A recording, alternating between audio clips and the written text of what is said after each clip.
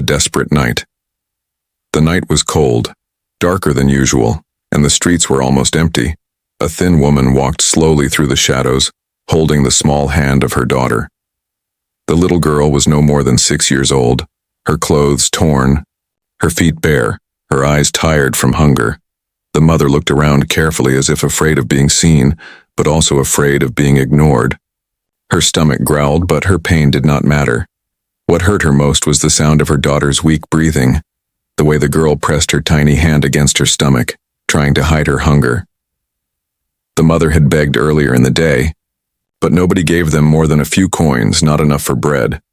She felt ashamed, helpless, and broken, yet she still walked, searching for something, anything. The city lights glowed in the distance, but here, in the narrow street, darkness ruled. The mother knew that tonight, she could no longer protect her dignity. Her thoughts repeated in her head like a whisper. For just one night. For just one night, if I must give myself away, at least my daughter will eat. It was a cruel bargain, one that cut her heart into pieces. The little girl looked up at her mother, her eyes wide and innocent. "Mother, are we going to eat tonight?" she asked softly, her voice almost breaking. The woman bent down and hugged her daughter tightly. "Yes, my love," she whispered, even though she did not yet know how. She could not let her daughter lose hope. The mother's mind raced. There was one man she had heard about, a man people said had money, someone who sometimes helped the poor, but also someone who lived alone and was feared by others. Rumors said he was cold, others said he was kind, nobody really knew. Tonight, she decided she would go to him. Every step toward his part of the city felt heavy. She imagined what she would have to say. She hated herself for even thinking of the words. But she also thought of her daughter's thin face, the bones showing through her skin, and she kept walking. When they finally reached the old building, the woman paused. The windows were lit with a warm glow, so different from the cold street. Her heart pounded. The girl clung to her mother's skirt, frightened of the silence. The mother whispered, "Stay close to me. Do not be afraid." She lifted her hand to knock, but froze. Her fingers trembled. Was she really about to do this? To sell one night of herself just so her child could eat? Tears filled her eyes, but she forced them away. She had no choice. Finally, her hand struck the wooden door. The sound echoed in the empty street. A moment later, the door creaked open, and a tall man appeared in the frame. His face was half hidden in shadow, his eyes sharp, studying her carefully. The mother's lips shook, but she found her voice. "Please," she said, her voice breaking. "My daughter is hungry. We have nothing left. If you will give her food, I will give you one night with me." The man said nothing at first. The silence stretched long, heavy, and full of mystery. The little girl pressed her face into her mother's dress, afraid of the stranger. The woman waited, her heart racing. Every second, like a hammer in her chest, would he laugh at her? Would he throw them out? Or would he accept and take what she offered? She could not read his eyes. The night around them grew colder, darker, and then slowly the man stepped aside, opening the door wider. "Come in," he said at last, his voice calm but unreadable. The mother's breath caught in her throat. She did not know if this was the beginning of safety or the start of her worst nightmare, but she knew one thing. There was no turning back now. The bargain. The room they entered was warmer than anything the mother had felt in months. The air smelled of wood smoke and something faintly sweet. Her daughter's eyes widened at the sight of a chair, a table, and the flicker of a lamp. It was simple, but to them it looked like another world. The tall man closed the door slowly behind them, and for a moment the mother felt trapped. Her body tensed, her arms tightening around her daughter as though she could shield her from whatever was coming. The man studied them, his expression unreadable. The silence pressed on her like a weight until she could no longer bear it. "I told you my bargain," she said softly, her voice almost shaking. "One night with me, if only you will feed my daughter." The words stung her mouth, but she forced them out. Every syllable was heavy with shame, but also with desperate love. The man did not answer right away. Instead, he stepped closer, his boots echoing softly. On the wooden floor, the mother flinched but did not move back. Her pride was gone, her fear controlled only by her daughter's need. The man looked down at the little girl who clutched her mother's hand tightly, her face pale, her lips dry. He crouched slowly, meeting the child's eyes. "What is your name?" he asked, his voice steady. The girl whispered, "Lena," her voice so soft it was almost lost. The man nodded once, then rose to his full height. "You would give away your body for food," he said at last, his tone flat, not cruel but sharp. The mother swallowed hard, tears rising in her eyes. "Yes," she whispered, "I would give myself, if it means my daughter lives." A long pause followed. The fire in the corner cracked and the shadows moved along the walls. The mother thought she saw a flicker of something in his eyes. Pity, anger, or maybe sorrow, she could not tell. Finally, the man walked past them toward a door at the back of the room. "Wait here," he said, disappearing beyond it. The mother's knees nearly gave out. Her mind raced, imagining what might happen next. Would he return with food? With demands, with anger? Her daughter tugged on her sleeve, whispering, "Mother, is he going to hurt us?" The woman knelt and kissed her child's forehead. "No, my love. Stay close to me. Whatever happens, stay close." Minutes felt like hours before the man returned. In his hands was a tray. On it were slices of bread, a bowl of hot stew, and a cup of water.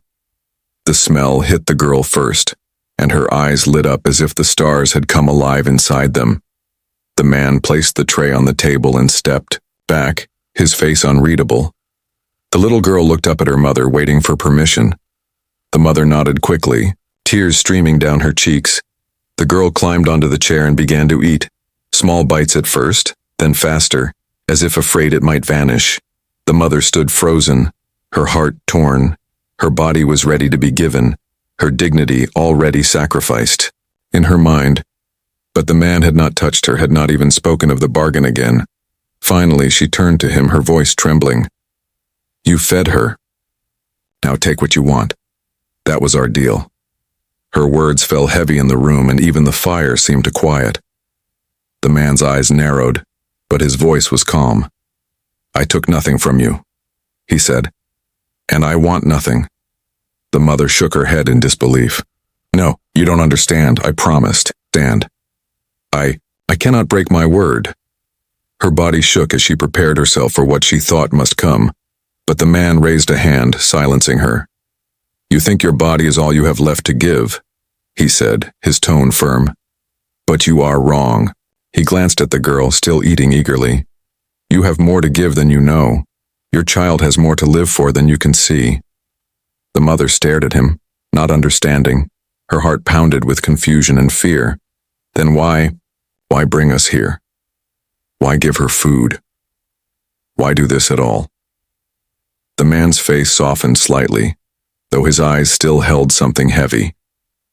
"Because hunger should not force a mother to sell herself," he said quietly. "Because no child should starve in a world where others have more than enough." He paused, then added, "And because I have seen too many people broken by this cruel bargain you tried to make." The mother's breath caught. She wanted to believe him, but trust was a luxury she had not known in a long time. Her body still trembled, ready for him to change his mind, but instead he turned and pulled a blanket from a chair. He placed it gently around her shoulders. "Sit," he said. "Eat with your daughter. Tonight you rest." Her knees gave out and she sank onto the chair beside her daughter. The warmth of the stew reached her nose, and her stomach cried out in pain. And hope, she hesitated, staring at the food. Was this truly a gift or a trap? The man walked away, giving them space. He stood by the fire, silent, as if guarding them but not intruding. The little girl, her mouth full of bread, looked at her mother and smiled. The mother had not seen that smile in weeks. Her eyes blurred. With tears, the silence of the room was no longer frightening. It was heavy with something else, something the woman could not yet name. But in her heart, she felt the faintest spark of something she had not felt in years. Hope, the unexpected answer.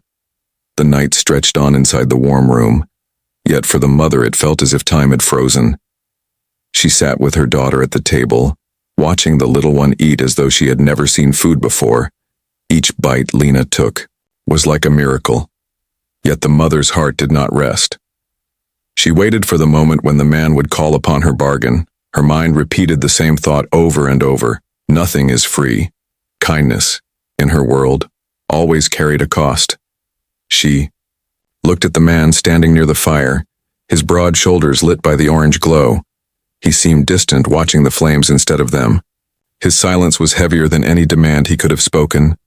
At last, the mother gathered her courage. She rose from the chair and stood behind her daughter. "She has eaten," she said softly, her hands trembling, her eyes lowered to the floor. Afraid to meet his gaze, "You gave her food. Now I am ready to pay." The man turned his head slowly, his eyes resting on her. There was no hunger in them, no cruelty, only something she could not understand. "Pay?" he repeated, his voice calm, almost puzzled. "You believe this was a transaction?" The mother nodded, her throat dry. "Yes, that was my promise, one night with me in exchange for her meal." Her chest tightened as she spoke. Every word like a knife. She expected him to accept now, to demand her body as she had offered. But instead the man did something she never imagined. He shook his head slowly. "I did not agree to your bargain," he said firmly. "I gave your daughter food because she was hungry, not because I wanted you." The mother's breath caught in her chest. She blinked, certain she had heard him wrong. Her voice cracked as she whispered, "But why? Why would you feed her, if not for me?" The man's expression softened just slightly. "Because I have known hunger," he said, his tone heavy with memory. "Because once, someone fed me when I had nothing to give." He looked at the child, still chewing happily. "And because no child should suffer the way I once did." The mother staggered back a step, her mind spinning. This was not the answer she had prepared for. In her world, no man gave without taking. No man gave without desire or cruelty, hidden beneath his hand. Yet here was one who refused what she had already offered. Her voice trembled as she asked again, "Then what do you want from me?" The man's eyes met hers, steady and unshaken. "I want nothing," he said, "except that you stop believing your worth is only your body." The words struck her harder than any blow. Her lips parted, but no sound came out. She stared at him, confused, angry, hopeful, and afraid all at once. She wanted to believe he spoke the truth, but fear whispered that it was only a trick. Her heart had been broken too many times to trust so easily. Lena's small voice cut through the silence. "Mother, the bread is soft," the girl said with a smile. The mother looked down at her. "Daughter," the crumbs around her lips, the spark in her eyes. For a moment she forgot her fear and felt only the relief of seeing her child full. The man stepped forward then, placing another blanket on the chair. "You will not leave tonight," he said. "The streets are too cold. Stay here. Rest."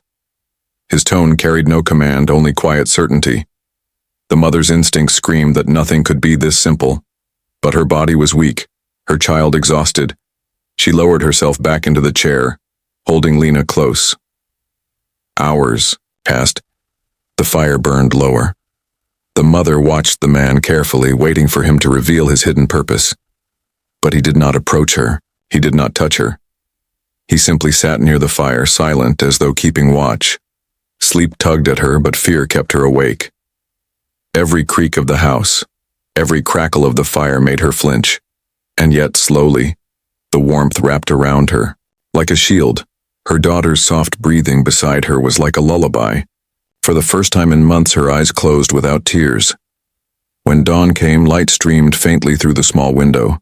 The mother woke with a start, her body stiff but still safe. Her daughter was curled beside her, covered in the blanket the man had given. The man was gone from the room, but a tray of bread and water waited on the table. She stared at it, confused. Was this truly kindness? or some larger plan she could not yet see. Her mind fought between gratitude and suspicion, but one truth was clear. The man had not taken what she offered. Instead, he had given something she never expected. A night of safety without a price, as she broke a piece of bread for her daughter. The mother's thoughts raced. What kind of man refused an easy bargain? What kind of man gave food, warmth, and shelter yet asked for nothing? It was an answer she had never known before, an answer that might change everything, but deep inside, she wondered, would this unexpected kindness last? Or was it only the calm before another storm? A door opens. The sun had barely risen when the mother heard the sound of footsteps. She sat upright, fear rushing back into her chest. Her daughter, Lena, still slept under the blanket, her tiny chest rising and falling in peace. The mother's eyes darted toward the door, expecting the man to appear with demands, but when the door opened, he carried only a small tray, bread, a jug of water, and a bowl of something warm. He set it on the table quietly, as if not to wake the child.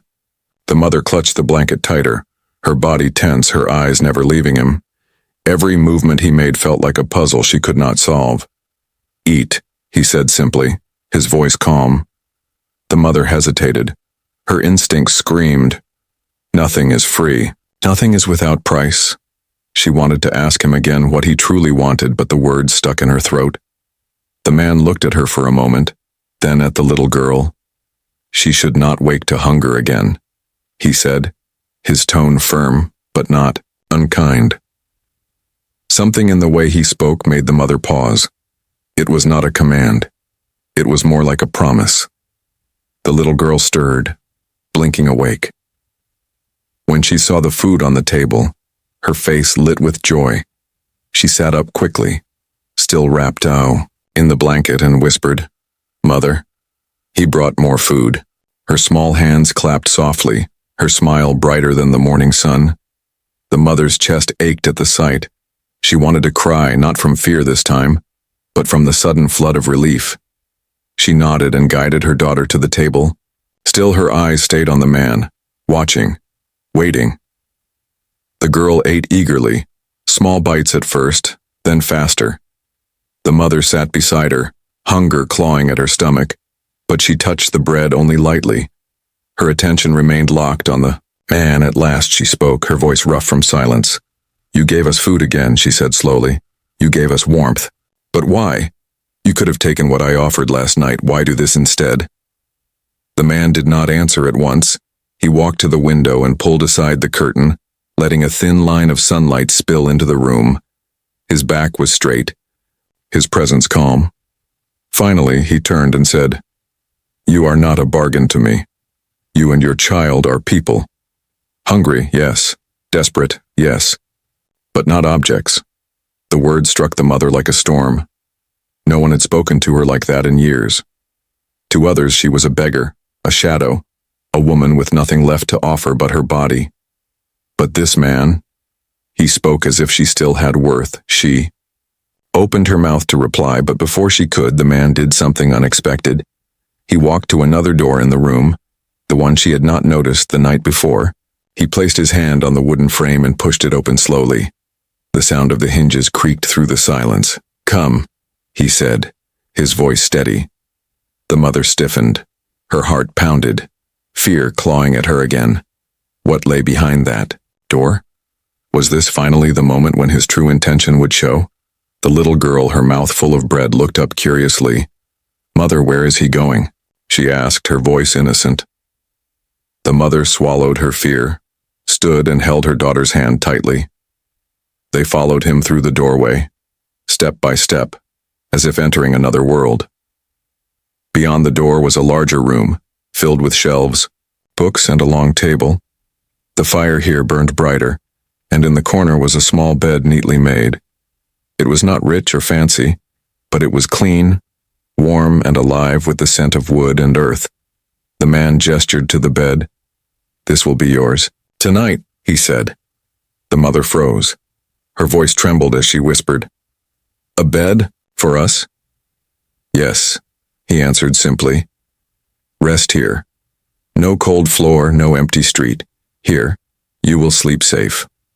Her daughter's eyes lit up again. "A real bed, Mother?" She cried softly, tugging at her mother's hand. The mother's lips parted, but no words came. She stared at the man as if he were speaking another language. In her world, safety did not come without cost. But here he was, offering it freely. Her suspicion warred with her gratitude. She narrowed her eyes, searching his face for any sign of hidden desire. But all she saw was calm determination. She asked again, her voice low, "Why us? You could have turned us away. Why help strangers?" The man's gaze grew distant. "Because once I was the stranger. I knocked on doors that never opened," he said quietly. "And I swore, if I ever had the chance, I would never let another face what I faced." The room fell silent. The mother felt her chest tighten. She wanted to ask more, but the weight in his words stopped her. For the first time in years, she felt the walls of her fear begin to crack. Her daughter pulled free from her hand and ran to the bed. She jumped onto it, laughing softly as she buried her face in the blanket. "Mother, it's soft," she said with joy. The sound of her laughter filled the room, pushing away the darkness. The mother's knees weakened. Tears rolled down her cheeks as she covered her face with her hands. She had bargained her dignity for a meal. Yet this man had given them more than she dared imagine. Warmth, safety, and now even a place to rest. Still doubt lingered in her heart. Could this last? Or was it only a dream that would vanish by tomorrow? She did not know. But as she looked at her daughter's smile, she knew one thing. For tonight, hope had opened a door she thought forever closed. A safe place. The night passed slowly, but for the first time in months, the mother and her daughter slept without fear. The bed was soft, the blanket warm, and no cold wind crept through broken walls or empty streets. The mother woke several times in the night, expecting rough hands or harsh voices, but each time she opened her eyes, all she saw was the soft glow of firelight. The man remained in the other room, silent, watchful, never crossing the line she feared he would. When morning came, Lena stretched. With a small yawn, her hair messy, her face glowing with rest. She laughed, a sound the mother had almost forgotten. "Mother, I slept like a bird in a nest," the child said, climbing down from the bed. The mother's heart swelled at the joy in her daughter's voice, yet her own chest tightened with unease.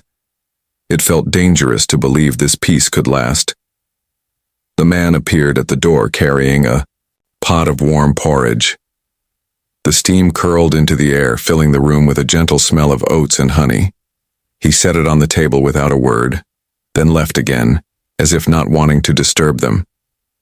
The mother stared at the food, her eyes suspicious. Why did he continue to give without asking for anything? She helped her daughter eat first, watching her small hands scoop eagerly from the bowl. Lena's cheeks grew pink, her eyes bright. "Mother, it's sweet," she said with delight. The mother tasted it slowly, her own stomach grateful, but her mind remained restless. After breakfast, the man returned, standing at the doorway. "You may stay here until you decide what comes next," he said. The words felt strange, almost unreal. Stay, not just for one night, not just until the food was gone. The mother's voice shook. "You mean we can live here?" The man shook his head slowly. "This house is not mine to give, but it can be a safe place for now.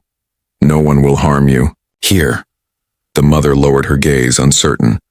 Her daughter, however, clapped her hands and ran to the man with innocent trust. "Thank you, sir," she said, hugging his leg. The man froze for a moment, startled, then gently placed his hand on her head. The gesture was simple, yet it spoke louder than words. Days began to pass in quiet rhythm. The man brought food each morning and wood for the fire at night. Sometimes he read from the books on his shelves, his voice deep and steady. Lena listened with wide eyes, fascinated by the strange stories of stars and faraway worlds. The mother sat nearby, silent, always watchful, but unable to deny the calm that grew around them. Still, fear lingered in her heart. Every kindness felt like a trap waiting to spring. At night, When Lena slept peacefully, the mother lay awake, staring at the ceiling. She whispered to herself, "Why us? Why now? What does he really want?" Her thoughts circled like wolves, never letting her rest completely. One evening as the fire burned low, she found her courage. She approached the man who sat in his chair with a book in hand. "I need to know," she said firmly, her hands clenched. "Why are you doing this? Why give us food? Why let us stay? I am not a fool. No one is this generous without reason." The man closed the book slowly, his eyes lifting to meet hers. His gaze was calm but strong, like stone that had seen many storms. "You still believe everything is a bargain," he said softly. "You still believe kindness must always hide a price?" The mother's throat tightened. "Yes," she whispered, almost angrily. "Because the world taught me that. Because men taught me that. Because every door I knocked on was shut in my face unless I offered something in return." The man leaned forward, resting his elbows on his knees. "I am not those men," he said simply. His words were quiet, yet they carried weight. The mother searched his face, desperate for cracks, for lies, but found none. Silence filled the room, broken only by the crackle of fire.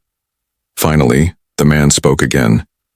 "You do not have to trust me today, or tomorrow. But you can let your child rest, that is enough." The mother felt her chest loosen just slightly. She wanted to argue, to guard herself, but her daughter's laughter from the other room broke through her walls. Perhaps, she thought, just perhaps this man was different. That night Lena curled in bed with a full belly and a smile. The mother sat at the edge, watching her daughter sleep peacefully. Her own eyes grew heavy, and for the first time she whispered a prayer. Not for survival, but for strength to believe in hope. The man stayed in the next room, silent as always. He did not demand. He did not touch. He did not remind her of the bargain she once offered. Instead, he guarded the house like a watchman, and for the first time the mother began to wonder. Perhaps this was not a trap. Perhaps this was a safe place, and perhaps it could be the beginning of something new. The change of heart days turned into weeks, and the small house that once felt like a stranger's place began to feel different. The mother still kept her guard, but her daughter Lena no longer carried fear in her eyes. She laughed, she played, she explored corners of the home with innocent joy, and slowly, the mother realized that the weight on her shoulders was not as heavy as before. The man never once mentioned the bargain she had offered on that first night. He never looked at her with hunger or cruelty. Instead, he treated them as if they simply belonged there, as if they were not beggars or burdens. At times, this kindness frightened the mother more than cruelty would have, because she did not know how to repay something she could not understand. One afternoon, the man returned carrying a small bag. Inside were clothes, simple, plain, but clean and warm. "For the child," he said, setting them on the table. Lena's eyes sparkled as she touched the fabric. "Mother, look, a dress! It's not torn!" she cried, spinning in delight. The mother's eyes filled with tears she tried to hide. She whispered, "Thank you," though the words felt too small for what she felt inside. That evening, Lena wore her new dress, proudly as she sat by the fire. The man read aloud from one of his books. His voice was deep and steady, carrying the rhythm of distant worlds and long-forgotten heroes. Lena leaned close, her face full of wonder. "Mother, the people in this story are brave," she whispered. The mother looked at her child, then at the man, and felt something shift inside her. Her heart, hardened by years of fear, began to soften, but doubt still lingered like a shadow. Late at night, when Lena slept peacefully, the mother sat awake, staring at the flames. She whispered to herself, "Why does he do this? What does he see in us? What does he hide from me?" Her fear and gratitude fought within her. Part of her wanted to flee, but another part wanted to believe. The next day, while the man chopped wood outside, Lena played in the yard. She gathered little stones and lined them up carefully, pretending they were soldiers. The mother watched through the doorway. her heart calm for the first time in years. Then she saw Lena run to the man, holding up one of the stones. "Look, this one is the leader."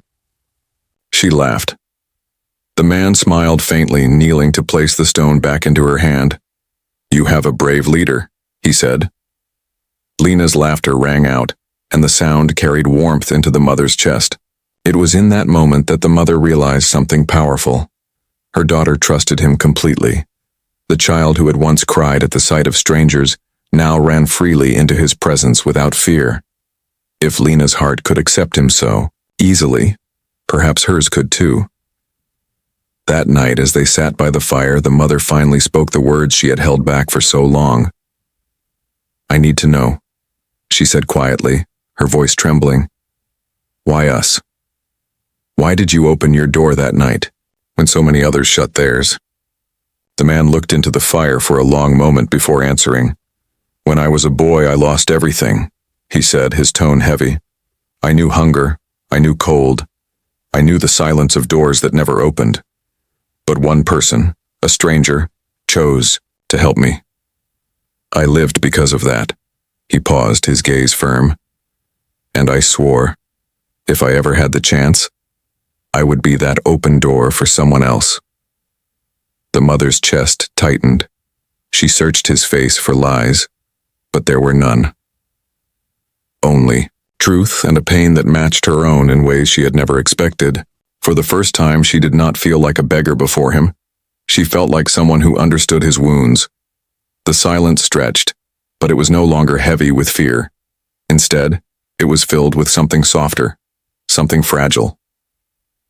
Trust, slowly being born. As the firelight danced across their faces, Lena curled against her mother's side, half asleep.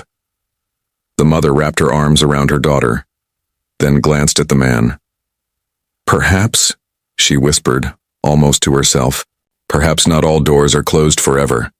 The man gave no reply, but his eyes softened, and in that silence the mother found her answer. Her heart had begun to change. The walls of fear were cracking, and through those cracks, the light of hope was beginning to shine. A home instead winter winds howled outside, carrying snow across the empty streets. The small house stood firm against the storm, its windows glowing with firelight. Inside, warmth filled the rooms, not only from the fire, but from something deeper. The mother and her daughter were no longer strangers in this place, they belonged. Even if the mother still struggled to believe it fully, Lena laughed as she tried to stack blocks of wood into a little tower, her cheeks rosy, her eyes bright with joy. The man sat quietly in his chair, carving a small wooden figure with his knife. The mother watched them both, her heart heavy with questions she no longer dared to voice. Every day, he had given them food, safety, and dignity. And every day, he had asked for nothing in return. But the world outside was cruel. And the mother knew peace never lasted. That night, as the storm raged, she sat by the fire, staring at the flames. Her voice shook as she finally said what had haunted her for weeks. "We cannot stay forever. We cannot keep taking from you. The world will not allow it." The man looked up slowly, his eyes steady. "You think the world decides everything," he said quietly. "Perhaps it does. But this house, this choice, is mine." The mother's throat tightened. She wanted to believe him, but fear still clung like chains. "People talk," she whispered. "They will say you've taken in beggars. They will ask why. They will not understand." The man's voice was calm but firm. "Let them talk. Their voices do not build these walls. Their voices do not feed your child. They are only echoes in the wind." The mother lowered her gaze.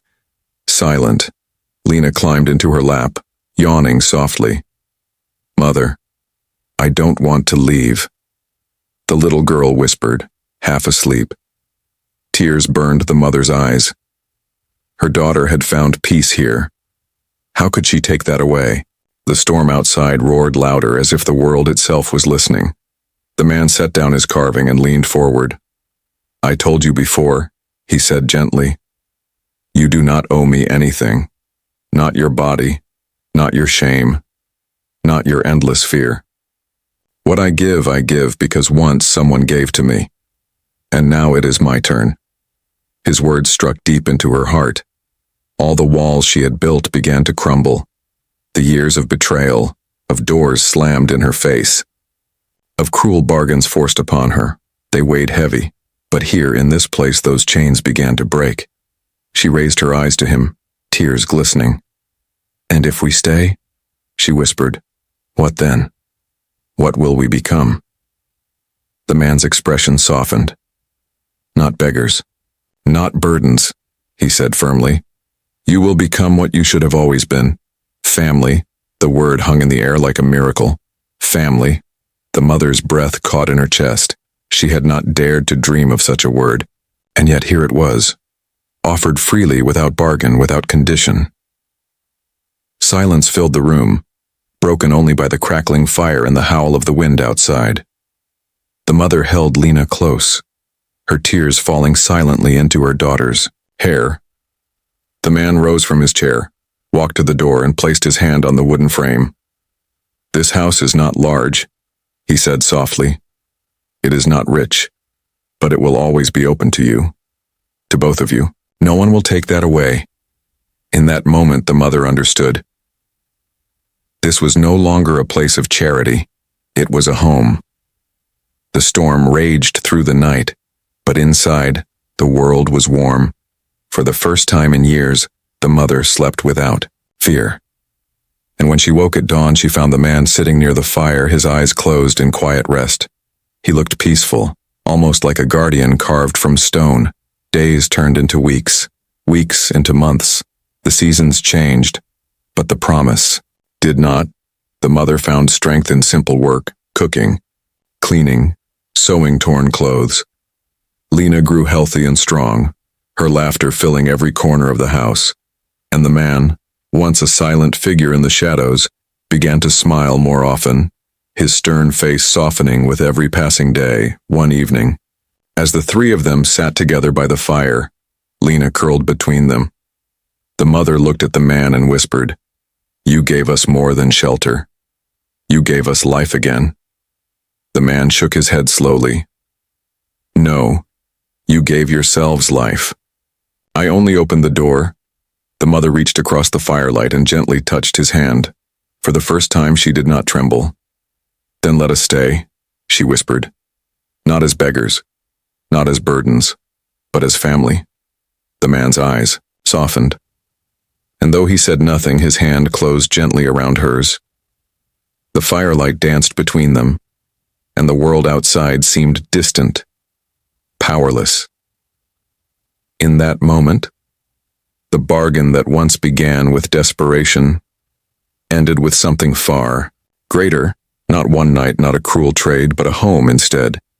And so, the house on the quiet street became more than walls and wood. It became a place of second chances, a place where despair was replaced with hope, a place where a mother, a daughter, and a lonely man discovered the truth. That humanity at its best is not measured by bargains, but by the homes we choose to build for one another.